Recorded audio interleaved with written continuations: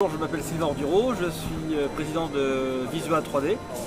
C'est une technologie sous la forme d'une plateforme web qui permet l'échange de fichiers 3D ou 2D ou même d'applications en ligne sous la forme HTML5, donc sans plugin, sans installation de logiciel.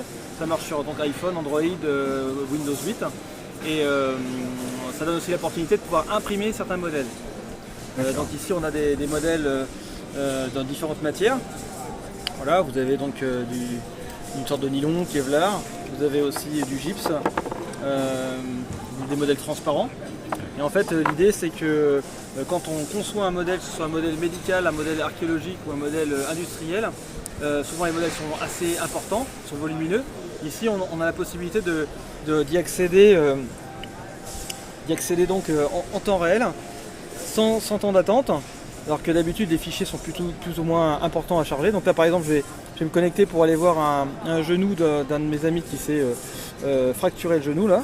Donc voilà, je clique sur le lien, donc je suis en mode, je suis sur Safari en fait. Voilà, on va y arriver. Et donc le chargement est fait côté serveur et tout le calcul est côté serveur.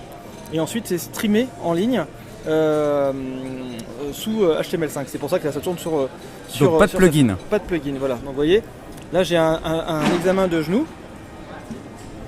Et donc ce genou là par exemple, la résolution elle est de 75 microns. Ce qui veut dire que j'ai une résolution qui est extrêmement fine. Je peux donc rentrer dans le genou, vous voyez. Bon là on a un Wi-Fi qui est un peu spécial ici au salon, mais ça dit voilà, on a une finesse assez importante et je peux donc aussi imprimer ce modèle pour préparer la chirurgie ou pour communiquer avec le patient. Donc les cas d'utilisation, c'est quoi?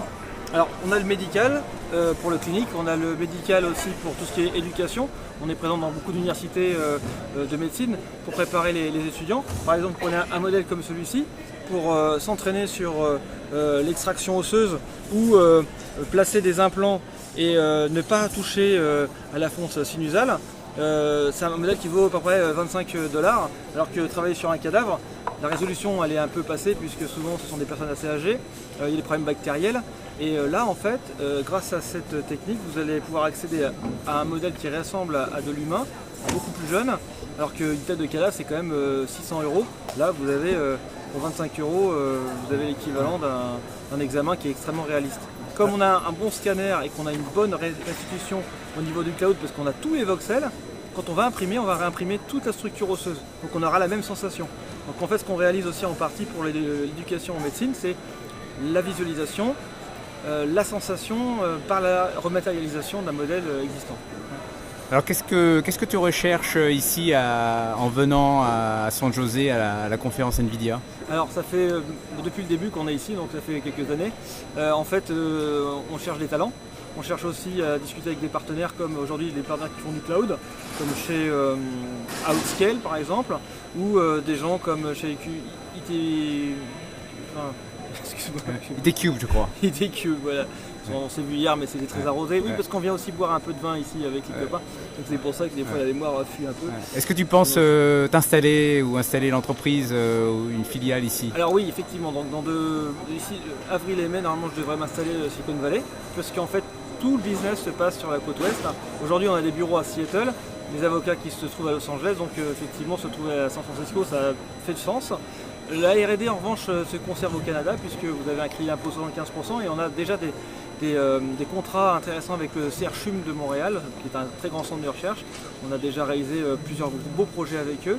Et ensuite, on a un laboratoire à Paris qui permet aussi de travailler avec les institutions publiques comme le Louvre, le Quai Branly, et les universités et les hôpitaux comme Cochin, Necker, Pompidou, qui sont à Paris 5. Voilà.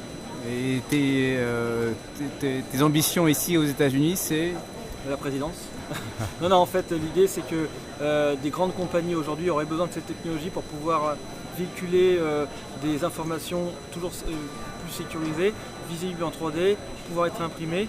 Et l'idée serait de googliser par exemple les objets qu'on voit. Par exemple, vous tapez cœur et d'avoir juste une image de cœur ou une vidéo. Là, vous accédez directement à un vrai modèle, accessible en 5 secondes comme vous l'avez vu, et aussi imprimable.